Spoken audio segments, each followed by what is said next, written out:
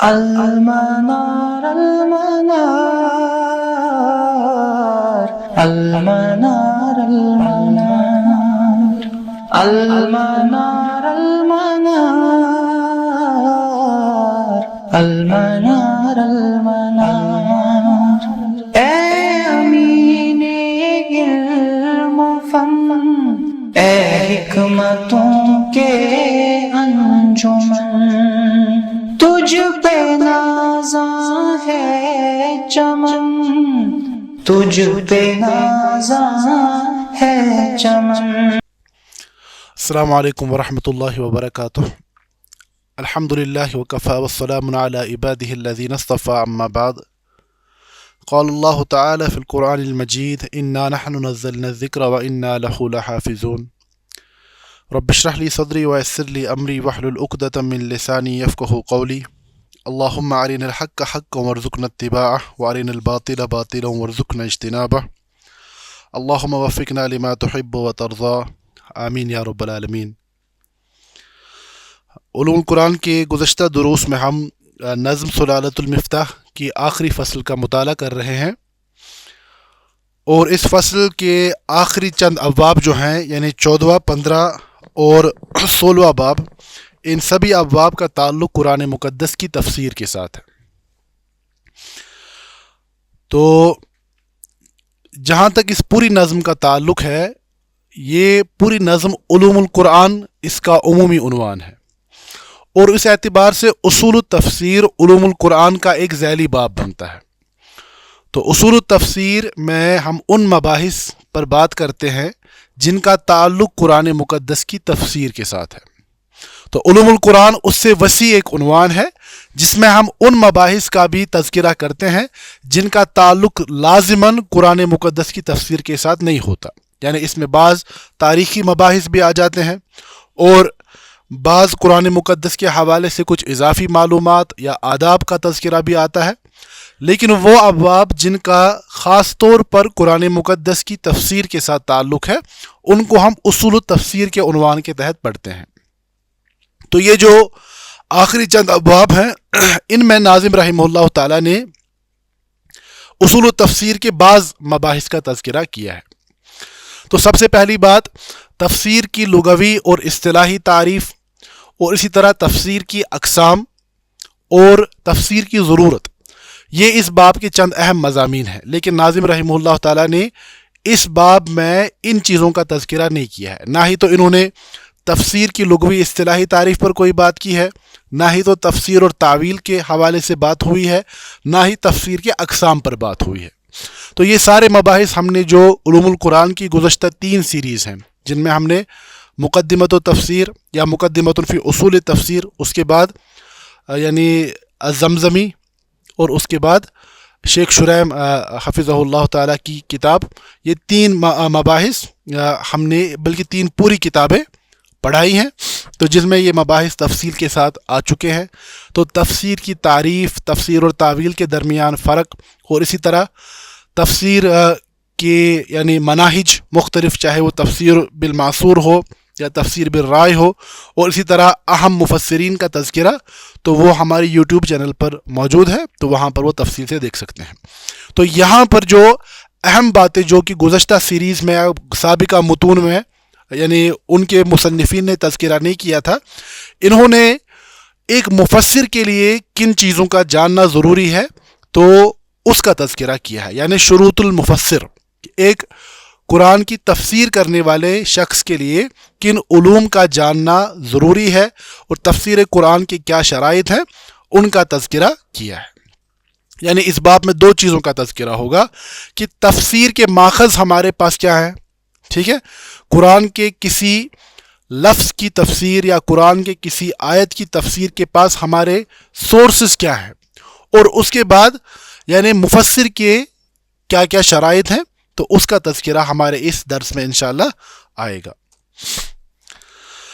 تو دیکھیں یہاں پر ناظم نے رحمہ اللہ تعالی تفسیر کی لغوی اصطلاحی تعریف کو چھوڑ کر اس کو آپ علوم القرآن کی سبھی کتابوں میں آرام سے دیکھ سکتے ہیں۔ آپ چاہے منال قطان صاحب کی کتاب کو دیکھیں مباحث فی علوم القرآن، یا مطولات میں سے آپ چاہے یعنی الاتقان کو دیکھیں، یا البرہان کو دیکھیں تو یہ بحث ہر جگہ تفصیل کے ساتھ آئے گی. تو ہم یہاں پر براہ راست اسی موضوع سے بات شروع کریں گے جس کا تذکرہ ناظم نے کیا ہے. تو امام سیوطی رحمہ اللہ الاتقان میں فرماتے ہیں کہ قول العلماء کہ علماء فرماتے ہیں من اراد تفسیر الکتاب العزیز طلبہ اولا من القرآن، کہ قرآن مقدس کا کوئی ایسا موضوع یا کوئی ایسی آیت جو کی وضاحت درکار ہو، تو فرماتے ہیں جو شخص قرآن کی کسی آیت یا قرآن کی کسی لفظ کی تفسیر چاہتا ہے، وضاحت چاہتا ہے، تو سب سے پہلے وہ اس وضاحت کو خود قرآن سے ہی طلب کرے گا. کہاں سے؟ فرماتے ہیں فما اجمل منہ فی مکان فقد فسر فی موضع آخر، کیونکہ کوئی بات قرآن کی جو ایک جگہ اجمالاً بیان کی گئی ہوتی ہے، کسی دوسرے مقام پر وہ تفصیل کے ساتھ بیان کی جاتی ہے. وَمَا اخْتُصِرَ فِي مَكَانٍ فَقَدْ بُسِطَ فِي مَوْضِعٍ آخَرَ مِنْهُ، اور جو چیز کسی جگہ اختصار کے ساتھ بیان کی گئی ہو دوسری کسی مقام پر وہ تفصیل کے ساتھ بیان کی جاتی ہے. سمجھ آ رہی بات؟ تو بنیادی طور پر یہ جو تفسیر کا کہ جو ہمارے ماخذ ہیں، اس میں سیدنا امام شافعی رحمہ اللہ تعالیٰ کا نظریہ بیان بنیادی اہمیت کا حامل ہے. امام شافعی رحمہ اللہ تعالیٰ کی تمام مسائل کی بنیاد جو ہے وہ نظریہ بیان پر ہے. بیان کا کیا مطلب ہے؟ کہ قرآن مقدس خود اپنا ایک وصف یہ بیان کرتا ہے کہ یہ جو قرآن ہے ھذا بیان للناس وہدی وموعظۃ للمتقین، یہ جو قرآن ہے، یہ قرآن کیا ہے؟ یہ بیان ہے لوگوں کے لیے، یعنی یہ ایک صاف صاف اور واضح ہدایت نامہ ہے. اب اس کے بعد امام شافعی رحمہ اللہ تعالیٰ نے جو اس بیان کے نظریے کے تحت الرسالہ جو ان کی مشہور ترین کتاب ہے اس میں کلام کیا ہے، تو وہ فرماتے ہیں جو بھی کوئی حادثہ، جو بھی کوئی واقعہ، جو بھی کوئی مسئلہ انسانوں کو جس بھی زمانے میں پیش آئے گا اس کی وضاحت اللہ کی کتاب میں موجود ہے. لیکن اب کتاب اللہ سے ہدایت کو اخذ کرنے کے لیے یا اس بیان کو دریافت کرنے کے مختلف مراتب ہیں. تو ایک مرتبہ وہ ہے یا ایک سطح قرآن کے بیان کی وہ ہے کہ جہاں پر قرآن کسی خارجی دلیل کا محتاج نہیں ہے، یا ہم کہیں گے کہ ضرورت نہیں ہے. قرآن کا کوئی حکم اتنا واضح ہے جہاں پر آپ کو باہر دیکھنے کی ضرورت نہیں ہے. ٹھیک ہے. تو دوسری سطح وہ ہے، فرماتے ہیں کہ ایسے مقامات جن کی اصل قرآن میں موجود ہے لیکن ان کی تفسیر ہمیں سنت سے لینی پڑتی ہے. ٹھیک ہے. اور تیسرا مقام وہ ہے کہ جن کی اصل ہمیں قرآن میں نہیں ملتی لیکن سنت مطہرہ خود اس حکم کو یعنی اس کی تاسیس، اس کی بنیاد رکھتا ہے. کیوں؟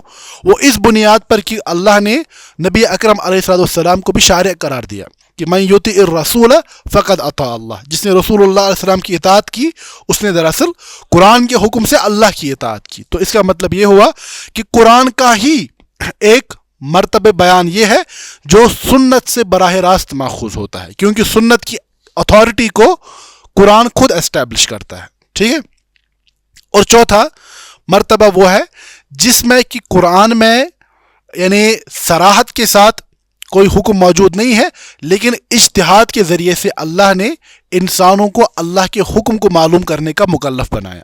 تو وہی پورا امام شافعی رحمہ اللہ فرماتے ہیں الرسالہ کی ابتدا میں بھی کہ پورا کا پورا علم یا کیا ہے، نصاً او استدلالاً، یا تو نص ہوگی یا استدلال ہوگا، نص قرآنی یا نص قرآنی سے استدلال، جس کو آپ پھر بعد میں چاہے قیاس کہیں یا اجتہاد کہیں. امام شافعی رحمہ اللہ اس کو قیاس کے باب کے تحت سارا بیان کرتے ہیں. یہ ساری بات میں نے ضمنی طور پر اس لیے بیان کی کہ سب سے پہلی بات جو ہے کہ ہمیں قرآن کی تفسیر چاہیے کیوں. ٹھیک ہے. اگر قرآن بیان ہے تو قرآن کی تفسیر ہمیں چاہیے کیوں. تو یہ مراتب کے جو مختلف یعنی سطحیں ہیں ان کو ہم نے اختصار کے ساتھ اسی لیے بیان کیا. تو بہرحال یہاں پر امام سیوطی کے کلام کی طرف واپس آتے ہوئے فرماتے ہیں جو انسان اللہ کی کتاب کی تفسیر کا طلبگار ہو تو سب سے پہلے وہ تفسیر کو طلب کرے گا کہاں؟ خود قرآن سے، کیونکہ کوئی چیز جو کہیں اجمالاً بیان ہوئی ہے کسی دوسرے مقام پر تفسیر کے ساتھ بیان ہوئی ہے، کسی جگہ کوئی چیز اگر اختصاراً بیان ہوئی ہے کسی دوسری جگہ پر اس کی وضاحت کی گئی ہے۔ تو فرماتے ہیں وقد الف ابن الجوزی کتابا فیہ اجمل فیہ القرآن فی موضع وفسر فیہ موضع آخر منہ۔ فرماتے ہیں امام ابن الجوزی رحمہ اللہ تعالیٰ نے اس عنوان پر مستقل ایک کتاب ہی لکھی ہے کہ قرآن کے وہ کون مقامات ہیں جن کو ایک جگہ پر اختصار کے ساتھ بیان کیا ہے اور دوسرے مقام پر خود ہی قرآن نے اس کو تفصیل کے ساتھ بیان کیا ہے۔ اس کی سب سے بہترین مثال ہم سب جانتے ہیں کہ قرآن مقدس نے ہمیں اس بات کی تاکید کی کہ ہم بار بار اللہ سے مانگتے ہیں اہدنا الصراط المستقیم، ہمیں سیدھا راستہ دکھائیے۔ اب اس مقام پر یہ صراط مستقیم ہے کیا ہمیں پتہ، قرآن تو یہاں پر بیان نہیں کرتا کہ وہ کون راستہ ہے۔ صراط الذین انعمت علیہم، ان لوگوں کا راستہ جن پر آپ کا انعام ہوا۔ اب یہ انعام یافتہ لوگ کون ہیں؟ تو اس مقام پر یہ چیز وضاحت، تو اس کی وضاحت قرآن نے خود دوسرے مقام پر کی سورۃ النساء میں کہ وہ کون لوگ ہیں؟ الذین انعمت علیہم من النبیین والصدیقین والشہداء والصالحین، یعنی انبیاء، صدیقین، شہداء اور صالحین کا راستہ وہی صراط مستقیم ہے۔ یعنی یہاں پر کیا بات آئی سمجھ کہ کوئی ایسی چیز جو ایک مقام پر اختصار کے ساتھ، اجمال کے ساتھ بیان ہوئی ہے تو قرآن نے کسی دوسرے مقام پر خود ہی اس کی تفسیر بیان فرمائی، تو اس کو ہم کہتے ہیں یعنی اصطلاحی طور پر تفسیر القرآنی بالقرآن، یعنی قرآن کی تفسیر قرآن کے ذریعے سے ہی کرنا۔ تو اس کے بعد فرماتے ہیں، دیکھیں یہ بہت تفصیلی موضوع ہے، اور جیسے میں نے ابتدا میں بیان کیا کہ سابقہ دروس جو ہمارے یوٹیوب پر اپلوڈڈ ہیں تو وہاں پر تفسیرات کو آپ دیکھ سکتے ہیں۔ یہاں پر ہم خود کو صرف انہی باتوں تک محدود کریں گے جن کو ناظم رحمہ اللہ نے بیان کیا ہے۔ تو اس کے بعد فرماتے ہیں فَإِنْ أَعْيَاهُ ذَلِكَ طَلَبَهُ مِنَ السُّنَّةِ۔ اب یہ ہے کہ قرآن کے کسی اجمال یا اختصار کی تفصیل اگر ہمیں قرآن میں نہیں ملی تو اس کو پھر ہم کہاں سے طلب کریں گے؟ اس کے بعد سنت مطہرہ سے۔ وہ کیوں کریں گے؟ فرماتے ہیں وقد قال الشافعی رضی اللہ عنہ، امام شافعی رحمہ اللہ فرماتے ہیں کل ما حکم به رسول اللہ صلی اللہ علیہ وسلم فهو مما فهمه من القرآن، اللہ کے نبی علیہ الصلوۃ والسلام نے جس بھی کسی چیز کا حکم فرمایا وہ دراصل انہوں نے قرآن سے ہی لیا ہے، یعنی آپ علیہ الصلوۃ والسلام کی سنت مطہرہ بنیادی طور پر قرآن کی ہی شرح ہے۔ اور فرماتے ہیں کہ اللہ نے فرمایا سورۃ النساء میں انا انزلنا الیک الکتاب بالحق لتحکم بین الناس بما اراک اللہ، کہ ہم نے آپ کی جانب اس کتاب کو نازل فرمایا تاکہ آپ لوگوں کے درمیان جو آپ پر نازل ہوا ہے اس کی روشنی میں فیصلہ کریں۔ یا دوسرے مقام پر فرمایا گیا کہ لِتُبَيِّنَ لِلنَّاسِ مَا نُزِّلَ إِلَيْهِمْ، ہم نے آپ کا فرض منصبی قرار دیا کہ آپ لوگوں پر وضاحت کریں اس چیز کی جو ان پر نازل ہوا ہے۔ ٹھیک ہے، قرآن نے خود بیان کیا کیا کہ قرآن کی وضاحت کرنا رسول اللہ علیہ الصلوۃ والسلام کا فرض منصبی ہے۔ اسی لیے جو کوئی چیز قرآن میں اجمالاً بیان ہوئی ہے تو اس کا فطری یعنی وضاحت کہاں پہ ہمیں معلوم ہوگی؟ سنت میں۔ تو یہی فرماتے ہیں کہ اللہ کے نبی صلی اللہ علیہ وسلم نے یہ بھی فرمایا الا انی اوتیت القرآن ومثلہ معہ، مجھے قرآن اور اسی کے جیسا یعنی سنت عطا کی گئی۔ یہ دونوں ہمارے لیے کیا ہے؟ پہلے قرآن بعد میں سنت، یہ نہیں ہے۔ قرآن اور سنت یہ شریعت مطہرہ کے ٹوین سورسز ہیں، یعنی حکم کے اعتبار سے یہ دونوں برابر ہیں۔ جب سنت ثابت ہو جائے، جب سنت ثابت ہو جائے کہ حقیقتاً سنت ہے تو ہم اس کو بھی وحی کا ہی حصہ مانتے ہیں۔ سمجھ آئی بات؟ کہ قرآن بھی وحی ہے اور سنت بھی وحی ہے اللہ رب العزت کی۔ تو فرمایا کیا دوسری بات کیا کہی گئی کہ اگر ہمیں یعنی قرآن کے کسی مقام کی تفصیل قرآن میں نہ ملے تو پھر کہاں سے طلب کریں گے؟ سنت سے۔ مثال کے طور پر قرآن نے کہا وَأَقِيمُوا الصَّلَاةَ کہ نماز کو قائم کرو۔ اب یہ نماز کیسے قائم کرنی ہے یہ قرآن میں نہیں لکھا ہے۔ وَآتُوا الزَّكَاةَ زکوٰۃ کو ادا کرو۔ کس کو ادا کرنا ہے، کب ادا کرنا ہے، کتنا ادا کرنا ہے، کوئی تفصیل قرآن میں نہیں ہے۔ اسی طرح رمضان المبارک کے روزے رکھو، اجمالاً بیان کیا گیا ہے، لیکن اس کے بعد جو رمضان کے تفصیلی احکام ہیں سنت میں ہی آپ کو ملیں گے. وَلِلَّهِ عَلَى النَّاسِ حِجُّ الْبَيْتِ مَنِ اسْتَطَاعَ إِلَيْهِ سَبِيلًا، حج بیت اللہ کا حکم قرآن نے دیا، لیکن حج کے ارکان کا تذکرہ قرآن میں نہیں ہے. تو اس سارے اجمال کی تفسیر ہمیں کہاں ملتی ہے؟ سنت سے. تو اسی کو ہم کہتے ہیں کیا ہے؟ تفسیر القرآن بالسنہ. کتنی چیزیں آئی؟ 2 چیزیں. تیسرا فرمایا فَإِن لَّمْ يَجِدْهُ فِي السُّنَّةِ رَجَعَ إِلَىٰ أَقْوَالِ الصَّحَابَةِ، کہ اگر اب سنت میں بھی تفصیل نہ ملے تو پھر کہاں کی جانب رجوع ہوگا؟ اقوال صحابہ کی جانب. فَإِنَّهُمْ أَدْرَىٰ بِذَلِكَ، کیونکہ وہ ان کو اللہ رب العزت نے ایک خاص مقام، منصب اور فضل عطا کیا کہ ان کو اللہ نے اپنے نبی علیہ الصلوۃ والسلام کی صحبت کے لیے اختیار کیا. ان کو اللہ رب العزت نے یعنی زمان نزول کو دیکھنے کی توفیق عطا فرمائی، اور وہ قرآن کی ہر چھوٹی بڑی بات سے بخوبی واقف ہیں. ٹھیک ہے. اسی طرح اس لیے یعنی بہت سارے صحابہ جن میں عبداللہ ابن مسعود رضی اللہ عنہ، سیدنا علی رضی اللہ عنہ اور دیگر صحابہ فرمایا کرتے تھے کہ قرآن کی کوئی ایسی آیت نہیں ہے جس کے بارے میں ہم یہ نہیں جانتے ہو کہ یہ کب نازل ہوئی ہے، کہاں نازل ہوئی ہے، کس کے بارے میں نازل ہوئی ہے. تو یہ اختصاص صحابہ کا ایسا ہے کہ جو اور کسی کو نہ حاصل ہوا نہ ہو سکا. ٹھیک ہے. اپنے مقام کے اعتبار سے حضرات صحابہ کرام خصوصاً اس پوزیشن میں ہے کہ قرآن کی تفسیر کے بارے میں وہ باقی لوگوں سے سب سے زیادہ بہتر جانتے ہیں. یہاں تک کہ یعنی علماء اصولین یا اصولی علماء نے یہ بات فرمائی کہ ان تفسیر الصحابی الذی شہد الوحی والتنزیل لہو حکم المرفوع. فرماتے ہیں کہ صحابہ اگر قرآن کی کسی ایسی بات کے بارے میں یعنی بات کریں، خصوصاً یہ تفسیر میں یہ ہے کہ جس پر صحابہ کا اتفاق ہو، قرآن کی کسی آیت کے بارے میں اگر صحابہ کا اتفاق ہو جائے تو فرمایا گیا کہ لہو حکم مرفوع، اس کا حکم ویسا ہی ہوگا اپنی حجیت کے اعتبار سے جیسا کہ خود سنت مطہرہ کا ہوگا. سمجھ آ رہی بات؟ کیونکہ صحابہ کو وہ ایک خاص مقام حاصل ہے کہ انہوں نے قرآن کے نزول کو دیکھا، انہوں نے رسول اللہ صلی اللہ علیہ وسلم سے براہ راست قرآن کو اخذ کیا، اور انہوں نے قرآن کو سمجھنے میں انتہائی درجے کی محنت کی. اس اعتبار سے فرمایا گیا تفسیر قرآن میں جس بات پر صحابہ کا اتفاق ہو اس کے لیے کیا ہے؟ لہو حکم مرفوع، اس پر مرفوع حدیث کے برابر کا حکم لگایا جاتا ہے. اب دیکھیں یہاں پر یہ اور بھی تفصیلات ہیں کہ جب صحابہ کا اختلاف ہو جائے تو وہاں پر کیا ہوگا، جب تابعین کی تفسیر ہو تو تابعین کی تفسیر ہم کیسے لیں گے، کب لیں گے، کب چھوڑیں گے. تو یہ ساری باتیں ہم نے گزشتہ دروس میں بیان کی ہیں. تو یہاں پر پھر صرف ہم ایک چیز بیان کریں گے کہ دراصل یہ ناظم رحمہ اللہ تعالی تفسیری یعنی معصور ٹھیک ہے کا تذکرہ کر رہے ہیں، جہاں پر ہمارے پاس ماخذ کیا کیا ہوتا ہے؟ قرآن، سنت، اقوال صحابہ، تابعین، اور یا تابعین کے بارے میں شرائط کے ساتھ، اور اس کے بعد لغت قرآن یعنی عربی زبان.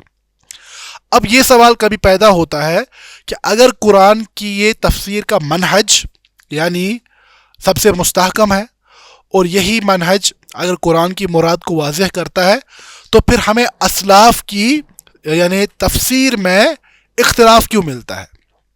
ٹھیک ہے. ہم کبھی دیکھیں گے قرآن کی کسی آیت کی تفسیر میں کوئی صحابی ایک قول بیان کریں گے اور کسی دوسری صحابی کا دوسرا قول ہوگا. تو اس بارے میں یعنی صحابہ کی اہمیت اور اس کے بعد ان کی تفسیر کے ساتھ تعامل کا جو طریقہ ہے، اس پر بہترین کلام شیخ الاسلام امام ابن تیمیہ رحمہ اللہ نے اپنے مقدمہ میں کیا ہے، اور اس کتاب سے کلام کو کاپی یعنی نقل کیا ہے. کاپی کا کیا مطلب ہے؟ یعنی حوالہ دے کر امام سیوطی رحمہ اللہ نے الاتقان میں لیا ہے. تو امام ابن تیمیہ رحمہ اللہ کے حوالے سے یہ بات ہے کہ ابن تیمیہ کو شاید قرآن کے باب میں وہ مقام لوگ ابھی تک نہیں دے پائے ہیں جس مقام کے وہ مستحق ہیں۔ بہرحال امام سیوطی رحمہ اللہ نے امام ابن تیمیہ کے مقدمے سے براہ راست عبارت نقل کر کے لکھا ہے، اور آخر میں فرماتے ہیں یہ بہت ہی نفیس کلام ہے، ابن تیمیہ کا یہ کلام ہے، بہت ہی خوبصورت کلام ہے۔ تو یہاں ہم نے اسی کلام کو نقل کیا ہے۔ یہ خصوصاً کس بارے میں ہے؟ قرآن میں کی تفسیر میں اقوال صحابہ کا مقام کیا ہے۔ تو فرماتے ہیں یجب ان یعلم ان النبی صلی اللہ علیہ وسلم بین لاصحابہ معانی القرآن کما بین لهم الفاظ۔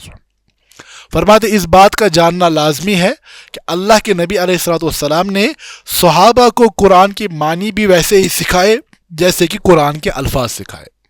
بات سمجھ آ رہی ہے؟ تو یہ دراصل اس بات کی بنیاد قائم کر رہے ہیں کہ صحابہ کی تفسیر حجت کیوں ہے۔ فرماتے ہیں اس بات کا جاننا لازمی ہے کہ اللہ کے نبی علیہ الصلوۃ والسلام نے صحابہ کو رضوان اللہ علیہم اجمعین قرآن کے معنی ویسے ہی سکھائے جیسے کہ کیا سکھاتے تھے؟ الفاظ۔ فقولہ تعالی لتبین للناس ما نزل الیہم، بس اللہ رب العزت کا یہ فرمان سورہ نحل میں کہ آپ لوگوں پر وضاحت کرے اس چیز کی جو ہم نے ان کی طرف نازل فرمایا۔ یتناول ھذا وھذا، اس کا اطلاق قرآن کے الفاظ پر بھی ہوتا ہے اور قرآن کے معانی پر بھی ہوتا ہے۔ کس پر؟ قرآن کے الفاظ پر بھی اور قرآن کے معانی پر بھی۔ فرماتے وقت قال ابو عبد الرحمن السلمی، ابن تیمیہ رحمہ اللہ فرماتے ہیں کہ ابو عبد الرحمن السلمی رحمہ اللہ جو کہ حسنین کے رضوان اللہ علیہ مجمعین ان کے اساتذہ میں سے بھی تھے، تابعین میں سے ہیں، فرماتے ہیں حدثنا الذی کانوا یقرؤون القرآن کا عثمان بن عفان و عبداللہ بن مسعود وغیرہما۔ فرماتے ہم سے ان لوگوں نے بیان کیا جو کہ ہمیں قرآن پڑھایا کرتے تھے، یعنی صحابہ میں سے، جیسے سیدنا عثمان رضی اللہ عنہ یا عبداللہ بن مسعود رضی اللہ عنہ۔ فرماتے ہیں کہ وہ کہا کرتے تھے انہم کانوا اذا تعلموا من النبی صلی اللہ علیہ وسلم 10 آیات، کہ وہ کہا کرتے تھے کہ جب بھی انہوں نے اللہ کے نبی علیہ الصلوۃ والسلام سے 10 آیات بھی پڑھی، یعنی اللہ کے نبی صلی اللہ علیہ وسلم سے 10 آیات پڑھی، لم یتجاوزوہا، وہ ان 10 آیات سے تب تک آگے نہیں بڑھتے تھے حتیٰ یہاں تک کہ وہ ان 10 آیات کے علم اور عمل کو حاصل نہیں کرتے تھے۔ قالوا فتعلمنا القرآن والعلم والعمل جميعا، فرماتے ہم نے قرآن کا علم عمل سب کچھ حاصل کر لیا، یعنی وہ قرآن کے صرف الفاظ حفظ نہیں لیا کرتے تھے۔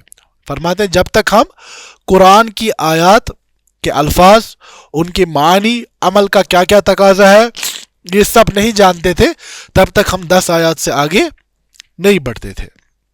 وَلِحَاذَا كَانُوا يَبْقُونَ مُدَّةً فِي حِفْظِ السُّورَةِ، فرماتے ہیں اسی لیے وہ ایک ایک سورہ کی حفظ میں مدت لگاتے تھے، جیسا کہ سیدنا انس رضی اللہ تعالیٰ عنہ سے امام احمد رحمہ اللہ نے نقل کیا ہے کہ کان الرجل اذا قرأ البقرہ وآل عمران جد فی اعیننا، ہم میں سے کوئی شخص اگر سورہ بقرہ اور سورہ آل عمران پڑھ لیتا تھا، پڑھنا یہاں کیا مراد ہے؟ خالی تلاوت نہیں جو اوپر بیان کیا گیا، جد فی اعیننا، اس کا ہماری نظروں میں بہت اونچا مقام ہو جاتا تھا۔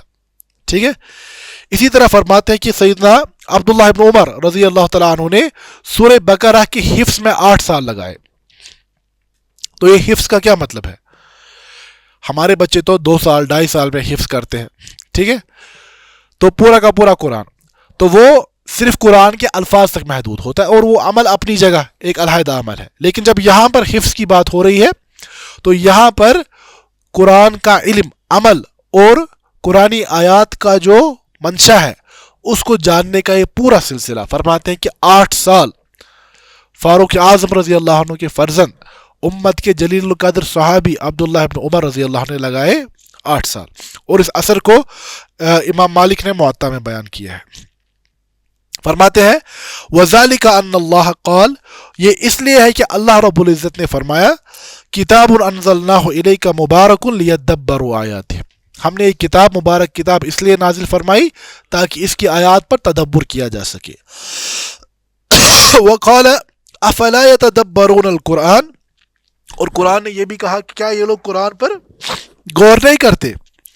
وتدبر الکلام بدون فہم معانیہ لا یمکن، فرماتے ہیں قرآن مقدس پر غور کرنا اس کے معنی کو جانے بغیر ممکن. جب تک الفاظ کے معنی سمجھ نہیں آئیں گے تو غور کیسے کریں گے؟ سمجھ آ رہی بات؟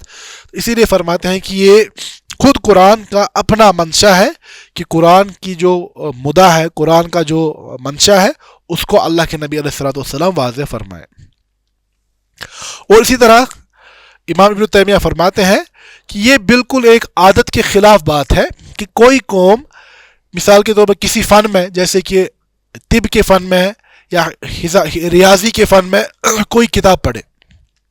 ہمارے یہاں بھی کیا ہوتا ہے، ٹیکسٹ بکس ہوتی ہیں نا اپنے اپنے فن کی، اور فرماتے ہیں کہ یہ ایک عادت کے خلاف بات ہے کہ کسی فن میں مہارت حاصل کرنے کے لیے لوگ کسی کتاب کا انتخاب کریں اور پھر اس کو ایسے پڑھے کہ اس کتاب کی کوئی سمجھ وغیرہ نہ ہو. آپ نے کسی ڈاکٹر کو MBBS کی کوئی کتاب تھما دی اور اس کے بعد اس کتاب کو بولا کہ اس کو پڑھ لو، لیکن سمجھنا یا سمجھنے کا کوئی انتظام نہیں کیا، تو یہ عمل تو ایک عبث عمل ہوگا. ٹھیک ہے، کیونکہ جب تک وہ سمجھے گا نہیں تب تک وہ اس فن میں مہارت کو حاصل نہیں کر پائے گا. اسی طرح فرماتے ہیں یہ تو دنیا کے معاملات ہیں، اب وہ کتاب جس پر ہماری آخرت کا انحصار ہے، ہماری نجات کا انحصار ہے، تو یہ بات سمجھ سے بعید ہے کہ صحابہ نے اس کتاب کو ایسے لیا ہوگا کہ انہوں نے اس کے الفاظ تو پڑھ لیے لیکن اس کے معنی وہ نہیں سمجھ پائے. یہ بنیادی طور پر امام ابن تیمیہ نے اور بھی تفصیلی کلام کیا ہے، لیکن یہ کلام کس بارے میں، مدعا مقصد کیا ہے؟ یہ بات سمجھانا کہ صحابہ کی تفسیر قرآن کے بارے میں حجت کیوں ہے. سمجھ آ رہی بات؟ اس پر وہ عقلی اور نقلی دونوں دلائل پیش کر رہے ہیں. تو اس کے بعد فرماتے ہیں وَمِنَ التَّابِعِينَ، اور تابعین میں سے بھی بعض ایسے ہیں جنہوں نے قرآن کی پوری تفسیر کو صحابہ سے حاصل کیا، جیسے کہ انہوں نے خود آگے چل کر سیدنا اکرمہ کے حوالے سے بیان کیا ہے کہ وہ عبداللہ ابن عباس رضی اللہ عنہ کی چوکھٹ پر بیٹھا کرتے تھے کہ جب وہ نکلے تو فرماتے ہیں کہ میں نے پورا مصحف پیش کیا عبداللہ ابن عباس پر رضی اللہ عنہما، اور ہر ایک آیت پر ان کو روکا یہ پوچھنے کے لیے کہ اس آیت کا کیا مطلب ہے. ٹھیک ہے، تو فرماتے ہیں یہ تو معاملہ ہے. ابن تیمیہ نے اتنا بیان کیا کہ تفسیر القرآن بالقرآن سب سے بہترین منہج ہے. اس کے بعد سنت کی اہمیت خصوصاً امام شافعی رحمہ اللہ نے واضح کی، اور اس کے بعد صحابہ کا جو درجہ ہے اس پر بہت ہی شاندار کلام ابن تیمیہ رحمہ اللہ نے کیا ہے. اب فرماتے ہیں کہ اگر یہ طریقہ ہے کہ انہوں نے صحابہ سے کلام کو لیا تو پھر اس کے بعد کبھی کبھار صحابہ کی تفسیر میں ہمیں اختلاف کیوں مل جاتا ہے، یا تابعین کی تفسیر میں اختلاف کیوں ملتا ہے؟ تو ابن تیمیہ فرماتے ہیں رحمہ اللہ وغالب ما يصح عنه من الخلاف يرجع الى اختلاف تنوع لا اختلاف تضاد. فرماتے ہیں کہ اختلاف کی ہمارے پاس دو صورتیں ہوتی ہیں، ایک تو ہے اختلاف التنوع اور دوسرا ہے اختلاف التضاد. تنوع کیا ہے کہ آپ ایک ہی چیز کے مختلف پہلو بیان کر رہے ہیں. ٹھیک ہے، کوئی چیز اتنی کمپریہنسو ہے کہ آپ جب اس پر بات کر رہے ہیں تو آپ اس شے کے کسی ایک خاص پہلو پر بیان کریں گے. مثال کے اگر میں یہ کہوں کہ ہاتھی وہ ہوتا ہے جس کی لمبی سونڈ ہوتی ہے، آپ اگر کوئی مجھ سے پوچھ رہا ہے ہاتھی کا کیا مطلب ہے، میں بولوں گا ہاتھی وہ ہے جس کی لمبی سونڈ ہوتی ہے. آپ سے کوئی پوچھے کہ ہاتھی کون ہوتا ہے، آپ کہیں گے ہاتھی وہ ہے جس کے بڑے بڑے کان ہوتے ہیں. کسی تیسرے سے پوچھا گیا کہ ہاتھی کون ہے، وہ کہے گا کہ جس کے لمبے وہ دانت ہوتے ہیں. ٹھیک ہے، تو ہم سب کیا اختلافی باتیں کر رہے ہیں؟ جو یہ تین اقوال آئے یہ کیا ہے؟ اختلاف ہے. ہم ایک ہی شے کے مختلف یعنی گوشوں کو بیان کر رہے ہیں، تو اس کو ہم تنوع کہتے ہیں. ٹھیک ہے. دوسرا طریقہ یہ ہے اگر میں کہوں کہ ہاتھی کون ہے, میں کہوں ہاتھی بہت بڑا جانور ہوتا ہے, ٹھیک ہے. دوسرا آپ کہیں گے کہ ہاتھی کون ہے, آپ کوئی کہے گا کہ وہ رینگنے والا چھوٹا سا کیڑا ہوتا ہے. تو ان دو چیزوں میں جمع نہیں ہو, یہ تضاد ہے, اس کو اختلاف کہتے ہیں. سمجھ آئی بات؟ ایک تو ہوتا ہے اختلاف التنوع, دوسرا ہوتا ہے اختلاف التضاد. تو ابن تیمیہ رحمہ اللہ فرماتے ہیں کہ صحابہ یا اسلاف کے اقوال میں جو ہمیں بظاہر تعارض نظر آتا ہے وہ غالب کیا ہوتا ہے, اختلاف التنوع ہوتا ہے. کیا ہوتا ہے؟ اس کی مثالیں بھی یہ بیان کریں گے, اختلاف التضاد نہیں. اور فرماتے ہیں اس کی تنوع کے اختلاف کی کچھ وجوہات ہیں.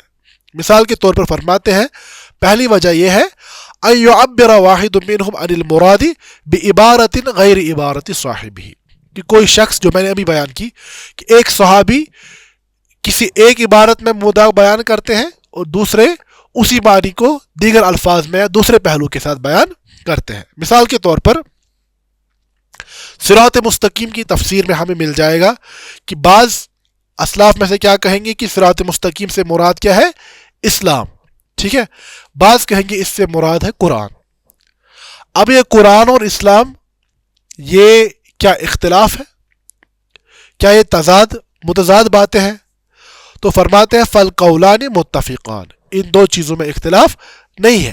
لأن دین الاسلام ہوا اتباع القرآن, کیونکہ دین اسلام کیا ہے, یہ قرآن کی ہی اتباع ہے نا. اسلام کے اور کیا معنی ہے؟ فرماتے ولیکن کل منہما نبہ علی وصف غیر الوصف الآخر. فرماتے اب صرف یہ ہے کہ کسی نے ایک وصف کو زیادہ نمایاں کر کے بیان کیا, کسی نے دوسرے وصف کو زیادہ نمایاں بیان کر کے کیا. وَكَذَلِكَ قَوْلُ مَنْ قَالَ هُوَ السُّنَّةُ وَالْجَمَاعَةُ وَقَوْلُ مَنْ قَالَ هُوَ طَرِيقُ الْعُبُودِيَّةِ وَقَوْلُ مَنْ قَالَ هُوَ طَاعَةُ اللَّهِ وَرَسُولِهِ وَأَمْثَالُ ذَلِكَ فَهَؤُلَاءِ كُلُّهُمْ أَشَارُوا إِلَى ذَاتٍ وَاحِدَةٍ لَكِنْ وَصَفَهَا كُلُّ مِنْهُمْ بِصِفَةٍ مِنْ صِفَاتِهَا. سمجھ آئی بات؟ فرماتے ہیں کہ سبھی نے اس ایک ہی شے کے مختلف اوصاف کو بیان کیا, تو یہ تضاد نہیں ہے, تنوع ہے. تو دوسرا فرماتے ہیں دوسری وجہ یہ ہوتی ہے ان یذکر کل منہم من الاسم العام بعض انواعه على سبیل التمثیل والتنبیہ المستمع على النوع لا على السبیل الحد المطابق للمحدود فی عمومه وخصوصه. فرماتے ہیں کبھی کبھار عام خاص کی بحث کو ہم نے پڑھا, کوئی لفظ ہوتا ہے اس کا اطلاق بہت سارے یعنی اشیاء پر یا بہت ساری صفات پر ہوتا ہے, ایک ہی صفت کا اطلاق بہت ساری اشیاء پر ہوتا ہے. سمجھ آ رہی بات؟ تو فرماتے ہیں اب جب کوئی صحابی یا تابعی بیان کرتے ہیں تفسیر, تو وہ اس عموم میں سے کسی خاص چیز کا تذکرہ کرتے ہیں. کس لیے؟ ان کی مراد یہ نہیں ہوتی کہ تفسیر صرف اسی ایک بات میں محدود ہے. ان کا کہنا یہ ہے کہ اس عام لفظ میں یہ چیزیں شامل ہیں, تو ان میں سے کسی چیز کو ایمفیسائز کرتے ہیں مقام کے مطابق یا مناسب, ٹھیک ہے. مثال کے طور پر سورۃ الفاتر میں اللہ رب العزت فرماتے ہیں ثم اورثنا الکتاب الذین اصطفینا, پھر آگے چل کر فمنہم الفاظ کیا ہے وہ, فمنہم ظالم لنفسہ, ٹھیک ہے. یعنی قرآن نے تین مراتب کو بیان کیا, ایک تو ظالم, ٹھیک ہے, اسی طرح فرمایا گیا کہ مقتصد, ٹھیک ہے. تو فرماتے ہیں ظالم لنفسہ, کہ یہ جو لفظ آیا اس سے کیا مراد ہے؟ اس سے عمومی مراد کیا ہے؟ جو واجبات کو ترک کرتا ہے. یہ عام لفظ ہے. ظالم اس شخص کے لیے جو کیا کرتا ہے, واجبات کو ترک کرتا ہے, حرام کاموں کا ارتکاب کرتا ہے. اور اس کے برعکس مقتصد اس کو کہا گیا جو واجبات ادا کرتا ہے اور محرمات کو چھوڑتا ہے. اور تیسرا مرتبہ کہا گیا وَمِنْهُمْ سَابِقٌ بِالْخَيْرَاتِ, جو خیر کے کاموں میں سبقت لینے والے ہیں. تو فرماتے ہیں تو سبقت لینے والوں میں سے بہت سارے خیر کے کاموں میں سبقت لینے والے ہو سکتے ہیں. فرماتے اب یہ دیکھیے تو عمومی معاملہ ہے نا, خیر کے کاموں میں سبقت لینا. اب خیر کی بہت ساری قسمیں ہو سکتی ہیں. تو فرماتے ہیں کبھی کبھار کوئی یعنی سلف میں سے کیسے تفسیر کرے گا السابق الذی یصلی اول الوقت، کہ سابق سے مراد اس آیت میں وہ ہے جو نماز اول وقت میں ادا کرتا ہے، ٹھیک ہے. والمقتصد الذی یصلی فی اثنائہ، والظالم لنفسہ الذی یؤخر العصر الی الاصفرار، او یقول السابق المحسن بالصدقہ مع الزکاة، والمقتصد الذی یؤدی الزکاة المفروضہ فقط، والظالم مانع الزکاة. یعنی کچھ لوگوں نے اسے نماز کے تناظر میں بیان کیا، کچھ لوگوں نے زکوٰۃ کے تناظر میں بیان کیا. تو اصل میں ہے کیا؟ اصل میں عمومی لفظ کیا ہے؟ ظالم وہ ہے جو واجبات کو ترک کرتا ہے، پھر چاہے وہ نماز کے واجب کو ترک کرے، زکوٰۃ کے واجب کو ترک کرے، یا کسی اور واجب کو ترک کرے، ٹھیک ہے. اسی طرح ظالم وہ ہے جو حرام کاموں کا ارتکاب کرتا ہے. اس کے برعکس مقتصد وہ ہے جو نیکیوں کا ارتکاب کرتا ہے، پھر چاہے وہ نماز کے باب میں ہو، زکوٰۃ کے باب میں ہو، حج کے باب میں ہو، یا کسی اور کام میں ہو. سمجھ آ رہی بات؟ اب اگر ایک شخص اس کو زکوٰۃ کے حوالے سے تفسیر کر رہا ہے، دوسرا شخص نماز کے حوالے سے تفسیر کر رہا ہے، اگر میں مثال کے طور پر اسی آیت کو رمضان المبارک میں پڑھوں گا تو میرا ایمفیسس کس پر ہوگا؟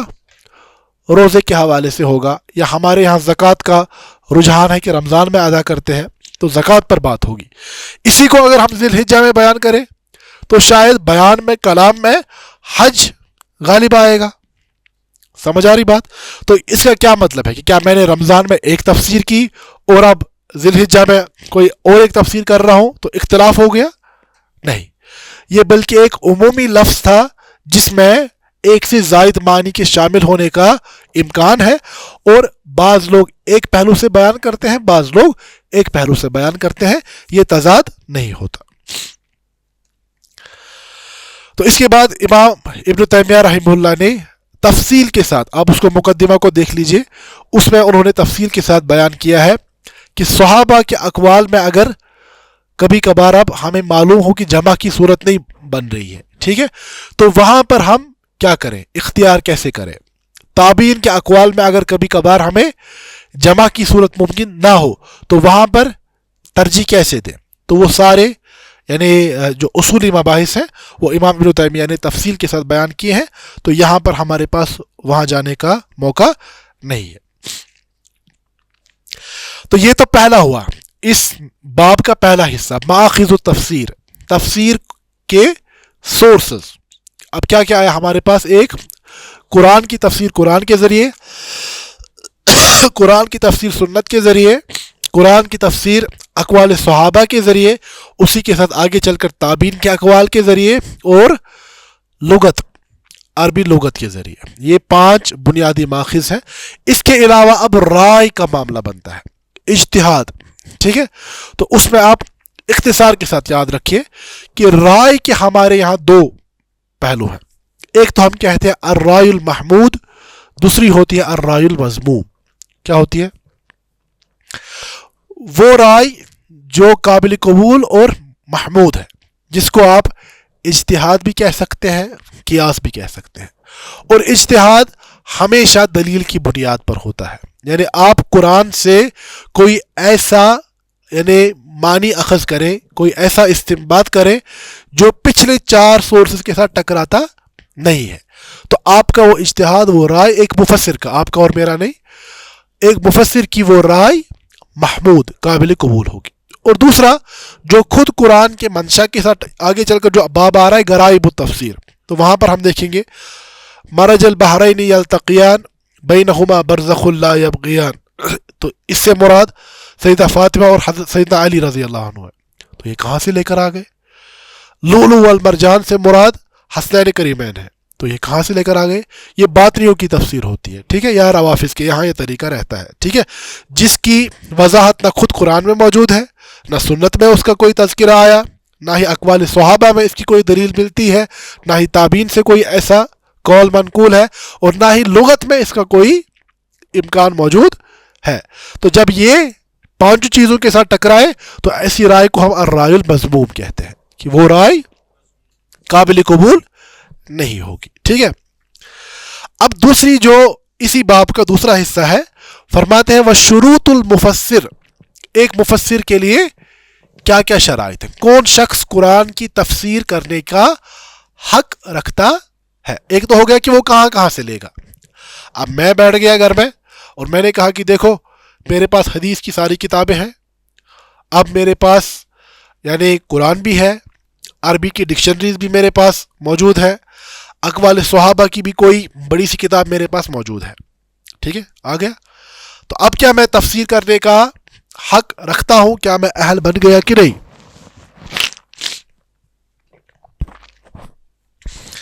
تو اس کے حوالے سے ناظم رحمہ اللہ امام سیوطی کی اتباع میں فرماتے ہیں کہ اختلف الناس فی تفسیر القرآن هل یجوز لکل احد الخوض فی، کیا ہر کسی کے لیے قرآن کی تفسیر کرنا، ایک تو ہے پڑھنا، سمجھ آ رہی بات، کسی مفسر نے کلام لکھا ہے، تفسیر لکھی ہے، اس کو پڑھنا ہر ایک کے لیے جائز ہی نہیں بلکہ ضروری ہے. سمجھ آ رہی بات. دوسرا ہوتا ہے کہ آپ بطور مفسر سامنے آ رہے ہیں، آپ اپنی آراء کو پیش کر رہے ہیں، آپ قرآن سے استنباط کرنے کی کوشش کر رہے ہیں. یہ دونوں چیزیں الگ الگ ہیں. ایک تو یہ ہے کہ میں کسی مفسر کا کلام نقل کر رہا ہوں، تو میں مفسر خود نہیں ہوں، میں ناقل ہوں. سمجھ آ رہی بات، میں نقل کر رہا ہوں تفاسیر سے. دوسرا یہ ہے کہ جو آپ ان 5 ماخذ کی بنیاد پر قرآن کی تفسیر خود شروع کرے گا. سمجھ آ رہی بات. فرماتے کیا ہر ایک کے لیے یہ جائز ہے یا نہیں ہے؟ تو فرماتے ایک طبقہ وہ ہے علماء کا، وہ فرماتے ہیں لا يجوز لأحد ان يتعاطى تفسير شيء من القرآن وإن كان عالما أديبا متصلا في معرفة الأدلة والفقه والنحو والأخبار والآثار وليس له إلا أن ينتهي إلى ما روي عن النبي صلی اللہ علیہ وسلم في ذلك. فرماتے علماء کا ایک طبقہ تفسیر بالمعصور پر اس قدر جزم کے ساتھ بات بیان کرتا ہے کہ وہ فرماتے ہیں کہ اگر کوئی شخص ادیب بھی ہے، وہ ادلہ کو بھی جانتا ہے، فقیہ بھی ہے، نحو صرف کو بھی جانتا ہے، اخبار و آثار سے بھی واقف ہے، اس کے لیے قرآن کی کسی آیت کی تفسیر کرنا تب تک جائز نہیں ہے جب تک کہ وہ اپنی تفسیر کے دلیل کے طور پر رسول اللہ صلی اللہ علیہ وسلم سے کوئی روایت لے کر نہ آئے. سمجھ آ رہی بات. مرفوع روایات سنت جب تک کہ نہیں جب تک کہ قرآن سے آپ کوئی مطلب اخذ کر رہے ہیں، جب تک کہ اس کی دلیل سنت میں موجود نہ ہو تب تک وہ قابل قبول تفسیر نہیں ہوگی. لیکن علماء کا دوسرا طبقہ ہے یجوز تفسیرہ لمن کان جامعا للعلوم، وہ اور اسی پر امت کا غالب طبقہ اسی پر ہے کہ تفسیر کرنا ایسے افراد کے لیے جائز ہے جو علوم میں مہارت رکھتے ہوں، جن کی ایک مفسر کو حاجت رہتی ہے. وہی یہ 15 علما، اور وہ کتنے علوم ہیں؟ 15 علوم. کتنے علوم؟ 15 علوم. پہلا فرماتے ہیں اللغہ. دیکھیے یہاں پر جو ہم کہتے ہیں نا عمومی طور پر لغہ سے زیادہ قرآن نے جس لفظ کو استعمال کیا ہے نا وہ ہے لسان. بلسان قومی، ہم نے پیغمبر کو بھیجا کس میں؟ اپنی قوم کی زبان. لیکن لغہ ہم تھوڑا یہ ہم کہیں کہ ریڈکشنسٹ ٹرم ہے. لغت جان سکتا ہے کوئی شخص، وہ ڈکشنری اٹھا لے تو وہاں سے وہ الفاظ کے معنی دیکھ سکتا ہے، لیکن یہ لفظ اپنے کانٹیکسٹ میں، اپنے ماحول میں کیسے استعمال ہوتا ہے. بہت سارے کشمیری الفاظ ایسے ہوں گے جو ہم ڈکشنری میں میننگ تو ہوں گے، لیکن ہمارے استعمال میں وہ کیسے استعمال ہوتے ہیں. سمجھ آ رہی بات. تو وہ اہم ہوتا ہے اسالیب. ٹھیک ہے. تو فرماتے ہیں پہلی جو شرط ہے کہ ایک مفسر قرآن کی لغت، اور میں اس کو تھوڑا عموم کے ساتھ لسان القرآن، قرآن کی زبان اور اسالیب سے بخوبی واقف ہونا چاہیے. فرماتے ہیں اس لیے لأن بها يعرف شرح مفردات الالفاظ ومدلولاتها بحسب الوضع. فرماتے ہیں کیونکہ تب تک ایک انسان قرآن کے مفردات کی وضاحت نہیں کر پائے گا اور قرآن کے مدلول کو نہیں سمجھ پائے گا جب تک کہ وہ عربی لغت سے واقف نہ ہو۔ تو لغت قرآن کے جاننے پر امام مجاہد ابن جبر رحمہ اللہ اس قدر زور دیتے ہیں، فرماتے ہیں لا یحل لأحد یؤمن باللہ والیوم الآخر، جائز نہیں ہے کسی اس ایسے شخص کے لیے جو کہ اللہ اور آخرت کے دن پر ایمان رکھتا ہو، ان یتکلم فی کتاب اللہ اذا لم یکن عالما بلغات العرب، فرماتے ہیں ایک ایسے شخص کے لیے جو اللہ پر اور آخرت کے دن پر ایمان رکھتا ہے، اس کے لیے قرآن کے حوالے سے کوئی بات کرنا تب تک جائز نہیں ہے جب تک کہ وہ عربوں کی لغات سے واقف نہ ہو۔ اور اسی طرح امام مالک رحمہ اللہ سے بھی یہی الفاظ منقول ہیں، یعنی ایسے ہی الفاظ منقول ہیں۔ فرماتے ہیں ولا یکفی فی حقہ معرفۃ الیسیر منہا فقد یکون اللفظ مشترکا وہو یعلم احد المعنیین والمراد الآخر، فرماتے ہیں اور یہ بھی نہیں کہ تھوڑی بہت واقفیت ہے عربی زبان سے، عربی زبان پر بہت گہرائی کے ساتھ زبان سے واقف ہونا یہ ایک بنیادی اور لازمی ترین شرط ہے، کیونکہ کبھی کبھار کیا ہوتا ہے کہ کسی لفظ کے ایک سے زائد معنی ہوتے ہیں، جیسے ہم نے قرآن کے حوالے سے یہ بات بیان کی ہے کہ واللیل اذا عسعس، یہ ادبار اور اقبال دونوں کے لیے استعمال ہوتا ہے۔ اسی طرح مشترک الفاظ، جو الفاظ کی اقسام ہم نے پڑھائی، مشترک ہو، مترادف ہو، ٹھیک ہے، استعارہ ہو، یہ سارے اسالیب جب تک ایک شخص نہ جانتا ہو تب تک وہ قرآن کی تفسیر نہیں کر سکتا۔ ایک تو ہوا لغت، الفاظ کے معنی کا جاننا، ٹھیک ہے، دوسرا فرماتے النحو، جب تک کہ ایک شخص قرآن کے نحو سے واقف نہ ہو، لأن المعنى يتغیر ويختلف باختلاف الاعراب، کیونکہ اعراب کی تبدیلی کی وجہ سے معنی تبدیل ہو جاتے ہیں۔ مجھے لگتا ہے اس پر ابھی تک کافی بات آ چکی ہے۔ فلا بد من اعتبارہ، تو نحو کا خیال رکھنا لازمی ہے۔ اخرج ابو عبید عن الحسن انہ سئل عن الرجل يتعلم العربیہ يلتمس بها حسن المنطق ويقيم بها قراءته، فقال حسن تعلمها فإن الرجل يقرأ الآية فيعيا بوجهها فيحلق فيها، یہ ہم نے اس سے پہلے بھی بیان کیا۔ سیدنا حسن سے پوچھا گیا کہ ایک شخص عربی زبان اس لیے سیکھتا ہے تاکہ اس کا بول چال درست ہو جائے، اس کی قرات درست ہو جائے، تو انہوں نے فرمایا کہ یہ بات اچھی ہے، کیونکہ کبھی کبھار ایک شخص قرآن کے اعراب کو، نحو کو نہیں جانتا ہے، اور نہ جاننے کی وجہ سے وہ کسی لفظ کو ایسے پڑھ لیتا ہے جس کی وجہ سے وہ غلط معنی اخذ کرتا ہے اور ہلاک ہو جاتا ہے، ٹھیک ہے۔ تو پہلی کیا شرط آئی؟ لغت القرآن، اس کے بعد نحو، اور تیسرا صرف کہ مادہ کیسے بنتا ہے، اور اس کی بڑی مثالیں بیان کی ہے انہوں نے کہ لوگ کیسے کیسے اس میں غلطیاں کرتے ہیں کہ اگر الفاظ کی بناوٹ پتہ نہ ہو، ایک تو ہے نحو، دوسرا ہے الفاظ کی بناوٹ، سیگے کیسے بنتے ہیں، ٹھیک ہے۔ تو مثال انہوں نے ایک دی ہے کہ امام زمخشری اپنی تفسیر میں فرماتے ہیں من بدع التفسیر قول من قال ان الامام فی قوله تعالی یوم ندعو کل اناس بامامہم الاسراء، یعنی سورہ اسراء کی آیت، جمع ام وان الناس يدعون يوم القيامة بأمهاتهم، قال وهذا غلط أوجبه جهله بالتصریف فإن أما لا تجمع على امام، فرماتے ہیں دیکھیے جو ایک قرآن کی آیت ہے سورہ اسراء کی، یوم ندعو کل اناس بامامہم، کہ جس دن ہر ایک شخص کو پکارا جائے گا، کس سے؟ اپنے امام کے ذریعے۔ ابھی امام کیا مراد ہے؟ فرماتے ہیں بعض لوگوں نے کہا یہ امام دراصل ان کی جمع ہے کہ جس دن انہیں اپنی ماؤں کے نام سے پکارا جائے گا، ٹھیک ہے۔ اب یہ بظاہر بڑی زبردست دلیل لگتی ہے، اور آج کے اگر فیمنسٹ دیکھو ہم تو کہتے تھے نا یہ مرد لوگ اپنی مرضی کے مطابق تفسیر کرتے ہیں، قرآن میں دیکھو لکھا ہے امامہم، ٹھیک ہے۔ تو فرماتے ہیں کہ یہ بنیادی طور پر لوگ ایک مسئلہ خود بنا لیتے ہیں، اس کے بعد پھر الفاظ کو وہ معنی پہنانے کی کوشش کرتے ہیں، ٹھیک ہے۔ فرماتے ہیں کچھ لوگوں نے اس کی دلیل یہ دی کہ قیامت کے دن ماؤں کے نام سے اس لیے پکارا جائے گا، ایک تو یہ ہوگا کہ عیسیٰ علیہ السلام کے حق کی رعایت ہوگی. یہ کہاں دور چلے گئی. پچھلی درس میں ہم نے کہا تھا نا کہ کبھی کبھار الفاظ کے معنی کی وہ دور دراز تعویل لے کر آ جاتے ہیں جو کہ ظاہر نص میں کہیں پر موجود. تو فرماتے ہیں کہ کیا عیسیٰ علیہ السلام اس بات کی محتاج ہیں؟ ان کے والد نہ ہونا ان کی سب سے بڑی عظمت ہے. ٹھیک ہے.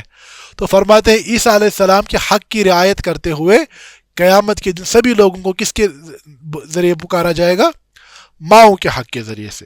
اسی طرح وہ اظہار شرف الحسن والحسین، اسی طرح سیدنا حسن اور حسین رضی اللہ عنہما کے شرف کے اظہار کے لیے انہیں سیدہ فاطمہ کی جانب منسوب کیا جائے گا.